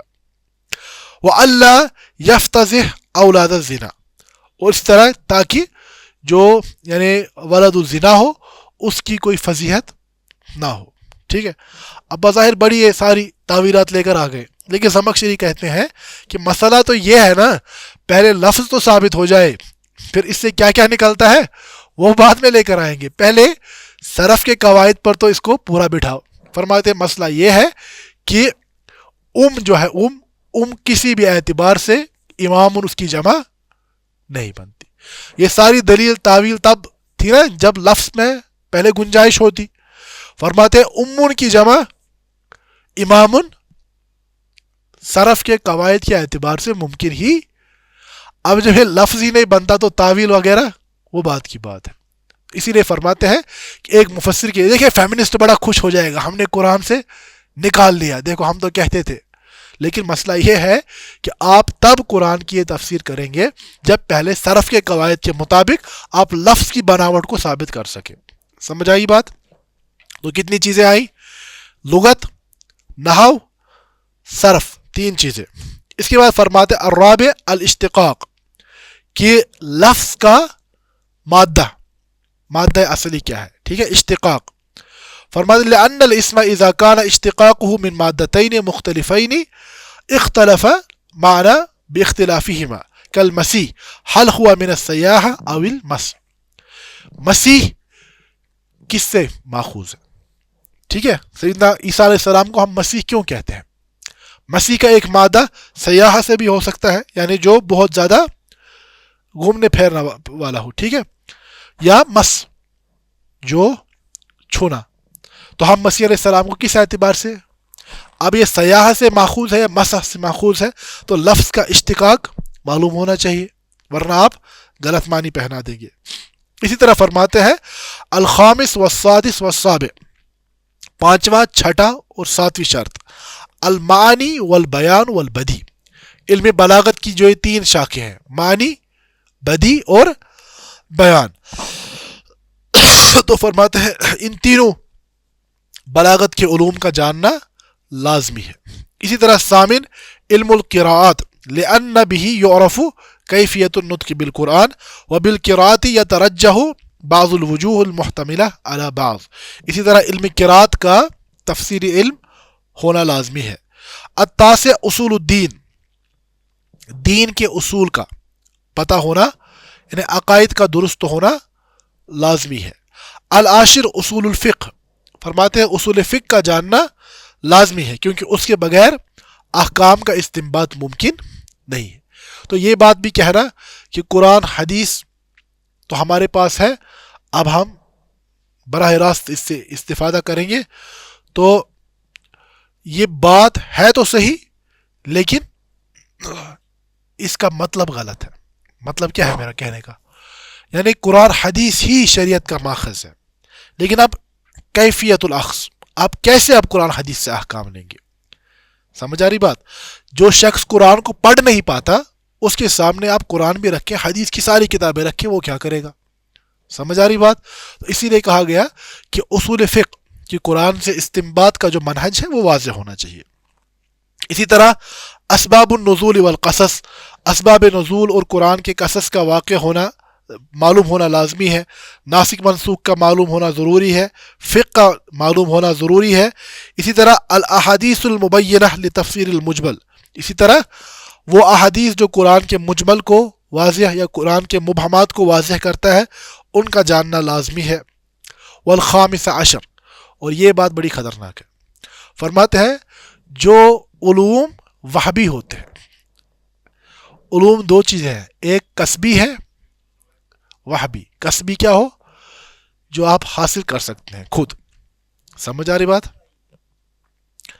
حاصل آپ لغت کے استاد کے پاس چلے گئے، آپ حدیث کے استاد کے پاس چلے گئے، سب کے پاس، تو آپ نے ان علوم کو، علوم الاعلیٰ جسے ہم کہتے ہیں، ان کو اخذ کر لیا، ٹھیک ہے۔ لیکن دوسرا ہوتا ہے وحبی، جو عطائی ہوتے ہیں، جو اللہ کی جانب سے عطا ہوتے ہیں۔ تو فرماتے ہیں کہ وہ نظر قرآن پر جو کہ ایک مفسر کو اللہ کی جانب سے عطا ہوتی ہے۔ اب یہاں پر امام سیوطی نے اس کو داخل کیا، لیکن اس پر بہت لوگ اعتراض کرتے ہیں، ٹھیک ہے، لیکن انہوں نے خود اس اعتراض کا جواب بھی دیا ہے۔ وہ کیا ہے؟ آگے چل کر آئے گا۔ فرماتے وَإِلَيْهِ الْإِشَارَةُ بِحَدِيثٍ مَنْ عَمِلَ بِمَا عَلِمَ وَرَّثَهُ اللَّهُ عِلْمَ مَا لَمْ يَعْلَمْ۔ جو شخص اس علم پر عمل کرتا ہے جو اسے حاصل ہو گیا، اللہ اسے ان چیزوں کا بھی علم عطا کرتے ہیں جو وہ نہیں جانتا۔ لیکن یہ حدیث ضعیف ہے، ٹھیک ہے۔ جو شخص اس علم پر عمل کرتا ہے جو اس نے حاصل کیا، اللہ اس کو وہ علم بھی عطا کرتے ہیں جو اس کو معلوم نہیں ہے، ٹھیک ہے۔ تو ابن ابی دنیا رحمہ اللہ فرماتے ہیں وَعُلُومُ الْقُرْآنِ وَمَا يَسْتَنبَطُ مِنْهُ بَحْرٌ لَا سَاحِلَ لَهُ۔ فرماتے قرآن کے علوم اور اس سے استنباط، یہ وہ دریا ہے جس کا کوئی ساحل نہیں ہے، اور یہ شاعری نہیں ہے، یعنی کوئی انہوں نے شاعرانہ باتیں نہیں لکھی ہیں۔ اس کی سب سے بڑی دلیل یہ ہے، اگر آپ پوری دنیا میں جا کر دیکھیں، قرآن کی اتنی تفاسیر لکھی گئی ہیں جن کی گنتی کرنا ممکن نہیں ہے، لیکن کوئی مفسر یہ نہیں کہتا کہ میں نے فائنل کر دیا، بس آج کے بعد اب کچھ نہیں نکلے گا، ٹھیک ہے۔ تو یہ ایک بڑی دلیل ہے۔ بہرحال فرماتے ہیں فَهَذِهِ الْعُلُومُ الَّتِي هِيَ كَالْآلَةِ لِلْمُفَسِّرِ لا يكون مفسرا الا بتحصیلها۔ فرماتے ہیں یہ سبھی علوم کیا ہے؟ یہ ایک مفسر کے آلات ہیں جن کی حصول کے بغیر ایک انسان مفسر بن ہی نہیں سکتا۔ فمن فسر بدونها كان مفسرا بالرأي المنهي عنه۔ فرماتے ہیں جس نے ان علوم کی تحصیل کے بغیر قرآن کی تفسیر کی تو یہ وہ رائے ہے جس سے منع کیا گیا، کہ جس انسان نے قرآن میں محض اپنی رائے کی بنیاد پر کوئی بات کی فَلْيَتَبَوَّأْ مَقْعَدَهُ مِنَ النَّارِ، وہ اپنا ٹھکانہ کہاں بنائے؟ جہنم۔ وَإِذَا فَسَّرَ مَعَ حُصُولِهَا لَمْ يَكُنْ مُفَسِّرًا بِالرَّأْيِ الْمَنْهِي عَنْهُ۔ فرماتے ہیں پس اگر وہ ان علوم الآلات کو حاصل کرنے کے بعد اپنے اجتہاد کے ذریعے سے بات کرے تو وہ منع نہیں ہے۔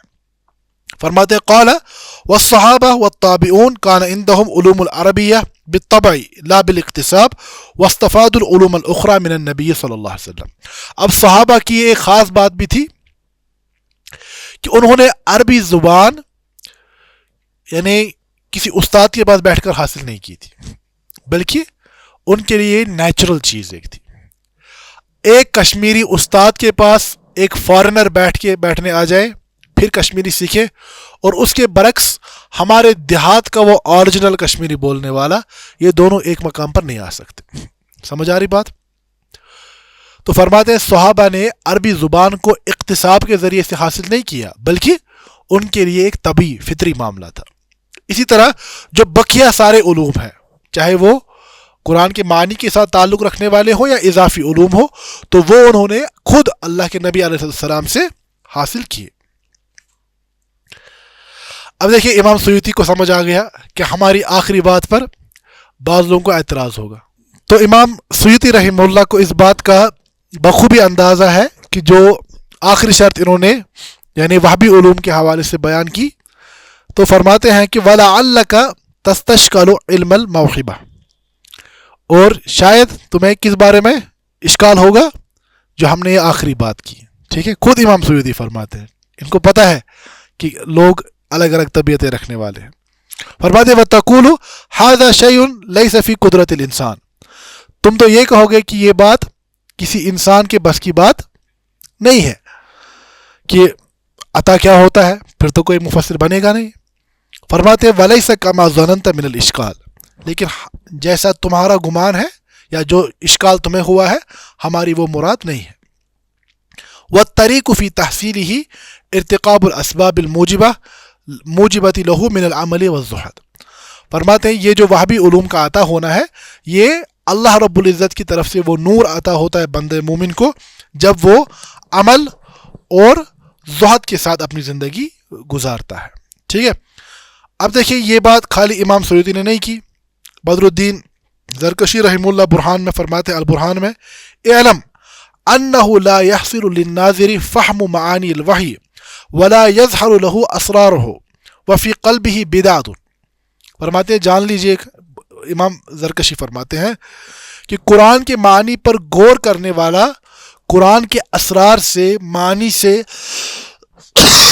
بخوبی تب تک واقف نہیں ہو سکتا اگر کہ اس کے دل میں کیا ہو, اگر وہ بدعات کا مرتکب ہو یا تکبر ہو یا خواہشات کا پیرو ہو یا دنیا کی محبت میں گرفتار ہو, او ہوا مصر علی الذنب یا گناہوں پر اصرار کرنے والا ہو, او غیر متحقق بالایمان یا اس کا ایمان بہت کمزور درجے کا ہو یا اس کی تحقیق کمزور ہو, او یعتمد علی قول مفسر لیس عنده علم یا کچھ ایسے لوگوں کی باتوں پر اعتماد کریں جن کا علم راسخ نہ ہو, او راجع الی معقول وہذا کلہ حجب. یہ کیا فرماتے ہیں؟ فرماتے ہیں یہ سارے کام حجاب بنتے ہیں اور رکاوٹ بنتی ہے, بعضھا آکد من بعض اور ان میں سے بعض سے زیادہ یعنی شدید ہوتے ہیں. اب دیکھیے یہ بات بالکل واضح ہے, اس لیے کوئی تعجب والی بات, یہ صوفیہ یا جو بدعتی صوفی ہیں یہ ان کی بات نہیں ہو رہی ہے. آگے چل کر غرائب القرآن کا باب آ رہا ہے. ٹھیک ہے. تو وہاں پر خود ہی امام سیوطی نے بعض صوفیہ کے کلام پر چوٹ کی ہے. ٹھیک ہے, کہ وہ بغیر کسی وجہ کے یہ تفسیریں بیان کرتے ہیں. یہ ایک دوسری بات بیان کر رہے ہیں. یہ فرماتے ہیں کہ جو قرآن پر عامل ہوگا اس کے دل میں اللہ رب العزت وہ نور پیدا کرتے ہیں, اور یہ قرآن کی آیت ہے جعلناہ نوراً, ہم نے جو اللہ کا تقوی اختیار کرنے والے ہیں ہم اس کو نور عطا کرتے ہیں, نہدی بہ من نشاء, اور جس کو ہم چاہیں اس کو عطا کرتے ہیں. اب یہ نور کا کیا مراد ہے؟ آپ دیکھیں کہ کسی آیت کی تفسیر میں ایک مفسر نے ایک بات کی ہوتی ہے اور کوئی دوسرا مفسر اس سے دوسرے معنی اخذ کرے گا. سمجھ آ رہی بات؟ جو قرآن مقدس میں سیدنا ابراہیم علیہ السلام کے مہمانوں کا تذکرہ آیا ہے, فرشتے آئے, تو ابن القیم رحمہ اللہ اس جگہ فرماتے ہیں کہ یہ جو آیات ہیں وَجَاءَ بِعِجْلٍ حَنِيذٍ کہ وہ ان کے لیے مہمان نوازی کا جو طریقہ ابراہیم علیہ السلام نے اختیار کیا, تو فرماتے ہیں کہ اس آیت سے میں مہمان نوازی کے تقریباً 50 آداب بیان کر سکتا ہوں. ابن القیم. اچھا اتنا ہی نہیں, آپ دیکھ لیجئے ابن القیم رحمہ اللہ نے جو سورہ فلق اور ناس کی جو شرح لکھی ہے, ٹھیک ہے, تو سورہ فلق اور ناس پر اس قدر طویل شرح ہے کہ آپ حیران رہ جائیں گے کہ یہ معلومات کہاں سے اخذ ہو رہی ہے. وہ قرآن سنت سے ہی ماخوذ ہوتی ہیں, لیکن قرآن سنت کا فہم ہر ایک کا ایک جیسا نہیں ہوتا, اور اس فہم میں تقوی, خشیت اور اللہ رب العزت کے ساتھ تعلق کا جڑا ہونا یہ بہت اہم ہے. بات سمجھ آ رہی ہے؟ یہ سب چیزیں یعنی فہم و فراست یعنی تقوی اور ان چیزوں کا اثر رہتا ہے, اور یہ سیدھی سی بات ہے جو گناہوں کا مرتکب ہوگا تو اللہ کا نور اس پر نہیں کھل سکتا. ٹھیک ہے. اور یہ فرماتے ہیں وفی حاذ المعنی قولہ تعالی, یہی دیکھیے فہم, فرماتے ہیں کہ جو ہم یہ بات کہہ رہے ہیں اس کے حوالے سے قرآن کی جو آیت ہے سورہ اعراف میں سأصرف عن آیاتی الذین یتکبرون فی الارض بغیر الحق قال سفیان ابن عیینہ یقول انزوا عنہم فہم القرآن, یعنی اللہ کا یہ فرمانا کہ میں اپنی آیات سے دور کر دوں گا ان لوگوں کو جو زمین میں تکبر کرتے ہیں. تو فرماتے ہیں کہ سفیان ابن عیینہ رحمہ اللہ فرماتے ہیں یعنی میں ان سے قرآن کا فہم چھین لوں گا. سمجھ آ رہی بات؟ تو امام سیوطی نے اس کو بیان کیا. اب اس باب میں جو آخری بات بچتی ہے وہ یہ ہے کہ ایک مفسر اپنی رائے کے ذریعے سے کب بات کر سکتا ہے. ٹھیک ہے. تو ہم نے یہ بات بیان کی, ایک طبقہ علماء کا وہ ہے جنہوں نے رائے کو سرے سے منع کیا, جب تک کہ آپ کے پاس रसूल अलैहिस्सलाम से वाज़ेह दलील ना हो तब तक कोई राय का एतबार नहीं होगा। दूसरा, हमने उन उलमा का तज़किरा किया जिन्होंने कहा कि उलूमुल आला 15 उलूम गिनवाए इमाम सुयूती ने, ये 15 उलूम अगर जमा हो जाए उसके बाद वो कुरान पर गौर करके अपनी राय पेश कर सकता है, लेकिन शर्त यह है कि वो कुरान की किसी दूसरी आयत के साथ टकराता ना हो, सुन्नत की वजाहत के साथ टकराता ना हो, अक़वाल सहाबा के साथ टकराता ना हो, इजमाए उम्मत के साथ टकराता ना हो, और लुगत से कोई दूर दराज बईद की तावील लेकर ना आए। जैसे हमने कहा अल-लुअलु वल मरजान, सैयदना हसन हुसैन रज़ी अल्लाह अन्हुमा के फ़ज़ाइल हमारे यहाँ जन्नत के शहज़ादे हैं वो, ठीक है, इस बात का कोई इनकार नहीं है, ठीक है। वो उनका मकाम अहले बैत से मोहब्बत ये बिल्कुल हमारे ईमान का एक लाजमी हिस्सा है। लेकिन लुअलु वल मरजान में हसनैन करीमैन को यानी उनको इस बात से निस्बत देना ये लुगत में भी एक दूर की कौड़ी है। समझ आ रही बात? तो इस एतबार से ये फरमाया गया कि लुगत का भी ख्याल रखा जाएगा। अब देखिए इमाम सुयूती ने इब्न नकीब के हवाले से बयान किया, जुमलतु मा तहस्सरु फी माना हदीस तफसीर बिर्राई खमसत अक़वाल, जो हदीस में राय के ज़रिए से तफसीर करने को मज़मूम करार दिया गया है। तो फरमाते हैं अब इस तफसीर बिर्राय का इतलाक़ 5 एतबारात से होगा जहाँ पर वईद होगा। फरमाते हैं अत-तफ़सीर मिन गैर हुसूलिल उलूम अल्लती यजूज़ु मअहा तफ़सीर। समझ आई बात? एक पहली तफसीर का वो तरीका कि एक इंसान के पास उलूमुल आला में से कुछ है नहीं, न वो कुरान की लुगत को जानता है, न नहव सरफ को जानता है, न बलागत के उलूम को जानता है, न हदीस से वाकिफ़ है, कुछ नहीं जानता, ठीक है। अब उसके बाद वो अपनी राय कुरान की आयत से पेश कर रहा है। अब आप देखेंगे हमारे यहाँ बदकिस्मती से दर्स कुरान के नाम पर ये बहुत चलता है। एक बंदा बैठता है सामने, वो कुरान की आयत खोलता है, कुछ पता नहीं, यानी मेरी तरह एक कमज़ोर इंसान, उसके बाद क्या करना शुरू कर देता है, वो हालात हाजिरा पर का तज्ज़िया कुरान की आयत में। ये बहुत ख़तरनाक बात है। अब देखिए जब आप कुरान की तफसीर कर रहे होते हैं ना, असल में क्या कह रहे होते, एक मुफस्सिर क्या कह रहा होता है, एक मुफस्सिर ये कह रहा है कि अल्लाह ये फरमा रहे हैं। इसका मतलब हालात हाजिरा पर जब आप कुरान का इतला कर रहे हैं ना, आप बिल जज़्म ये बात कह रहे हैं कि ये अल्लाह का मंशा है। तो ये कितनी बड़ी बात है, ये बहुत बड़ी जसारत है। इसीलिए फरमाया जिस इंसान को राय कायम करने के लिए बुनियादी आलात फराहम नहीं है, उसके बाद वो कुरान की तफसीर कर रहा है, तो बहुत ख़तरनाक बात है। दूसरा फरमाया तफसीरुल मुतशाबिह अल्लज़ी ला यअलमुहु इल्लल्लाह, कुरान के मुतशाबिहात जिसका हमने तज़किरा किया, उन पर बात करें क़यामत कब वाक़या होगी। पैगम्बर सल्लल्लाहु अलैहि वसल्लम फरमा रहे हैं कि मल मसूल अनहा बिअलम मिन अस्साइल। तो यहाँ पर एक बंदा गिन रहा है कि 2030 में हो जाएगी, वो हो जाएगी। या मुतशाबिहात के हवाले से जो भी हमने बातें बयान की उसमें बग़ैर दलील के बात करना, तो ये तफसीर बिर्राय पर जो वईद बयान की गई है उसमें शामिल होता है। तीसरा अत-तफसीरुल मुक़र्रर लिल मज़हबिल फ़ासिद बिअन यजअल मज़हब असलन व तफसीर ताबिअन फ़युरद्दु इलैहि बिअय्यि तरीक़िन अमकन व इन काना ज़ईफ़न। और बात है तीसरा क्या है कि एक शख्स ने कोई मज़हब, चाहे फिर वो अक़दी हो या फ़िक़ही हो, समझ आ रही बात, मज़हब यानी कोई मसलक इख्तियार किया है, चाहे वो अक़ीदे के बाब में हो या फ़िक़ही मामलात के बाब में हो, इसने एक राय पहले कायम की हुई है। ये खुसूसन बातनिया के यहाँ ये मामला है। इसने कोई मामला तय कर दिया, अब ये कुरान पर उस तरीके से तोड़ मरोड़ कर तफसीर बयान करने की कोशिश करेगा कि कुरान की आयत को अपने मजहब के मुताबिक बयान करे। समझ आ रही बात? तो ये हमारे यहाँ मुअतज़िला के यहाँ ये बहुत पाया जाता है, यहाँ तक कि ज़मख़शरी के हवाले से उलमा ने चोट की है। इन्होंने तफसीर के मुक़द्दिमे लिखा है अल्हम्दुलिल्लाहिल्लज़ी जअलल कुरान, ठीक है। तो फिर जाला इन्होंने तदबीक देने की कोशिश की जो खल्क़ कुरान का अकीदा है उसके साथ, ठीक है। ये मामला खुसूसन बातनियों के यहाँ बहुत शदीद है, बातनी और उनकी तफसीर जो है ना अगले वाले बाब में आ रही है। तो क्या हुआ, تفسیر بالرائے مضموم اس صورت میں ہوگی کہ جب ایک انسان نے کوئی مذہب، پھر چاہے وہ عقدی ہو یا فقہی ہو، پہلے ہی اس کو رائے قائم کر دی ہے، اب اس کے بعد وہ قرآن کو اس پر لازمی طور پر یعنی مطابق بنانے کی کوشش کرے. جیسے اقبال بھی کہتے ہیں، خود بدلتے نہیں قرآن کو بدل دیتے ہیں، ہوئے کس درجے فقیہان حرم بے توفیق. یعنی یہ طریقہ.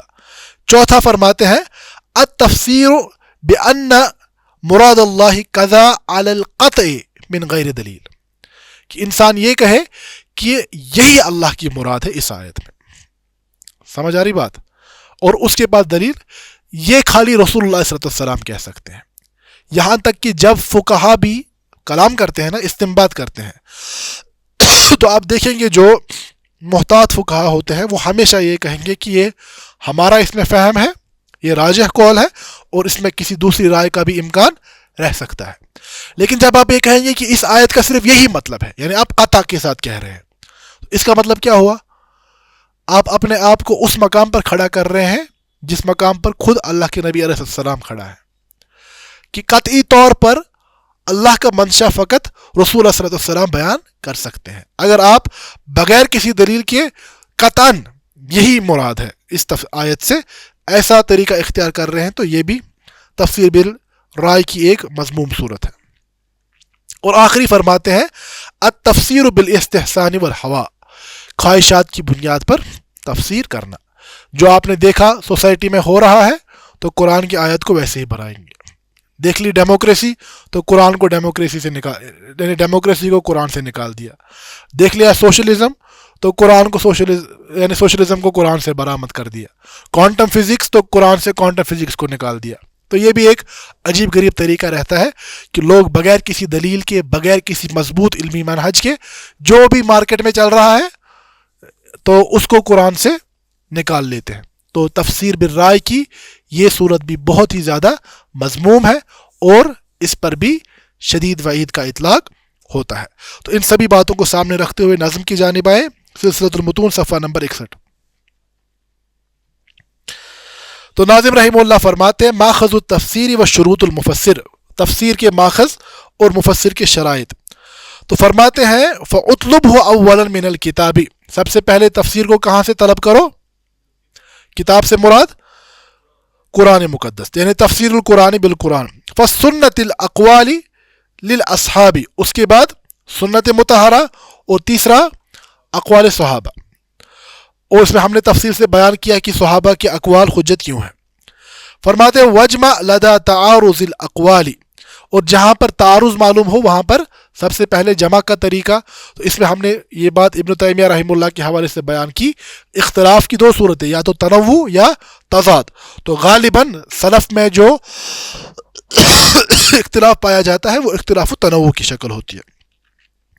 فرماتے ہیں وَرَجِّحِ الْقَوِيَّ فِي الْإِسْتِدْلَالِ ان عدم النقل وقف فی المشتبہ.